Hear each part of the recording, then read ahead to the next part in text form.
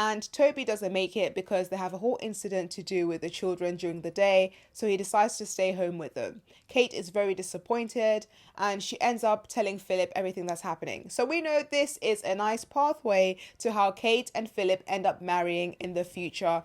It's really sad to see, but I guess it's a nice way for them to bond, and it does show the audience that they do have quite a few things in common, because Philip talks about how his last relationship didn't end well either.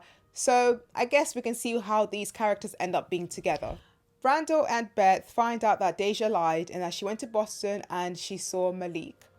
They also find out that obviously Deja and Malik were intimate because there are a series of texts that Randall sees on Deja's phone when he's taking her driving.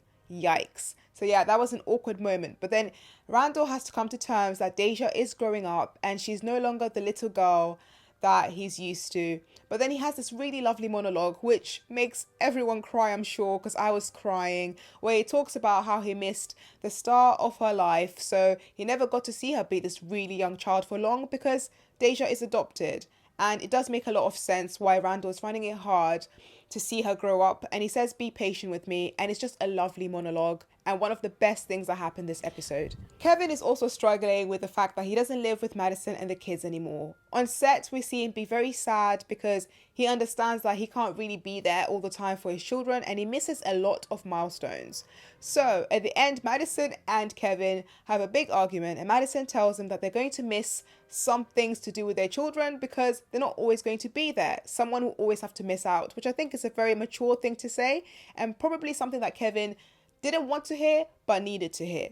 So I can't wait to see about this journey with Kevin and Madison. Do you think they'll end up together? I think there's a very big chance they will.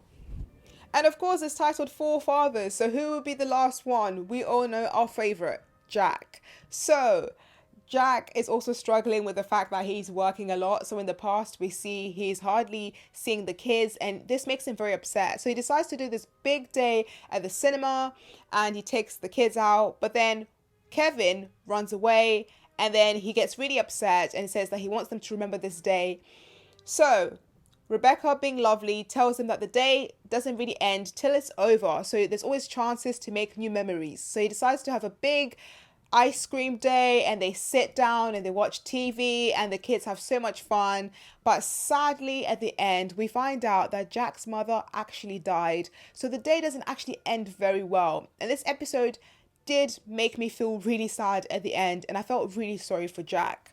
I thought it was really clever how they linked all these fathers struggling with fatherhood and being there for their kids.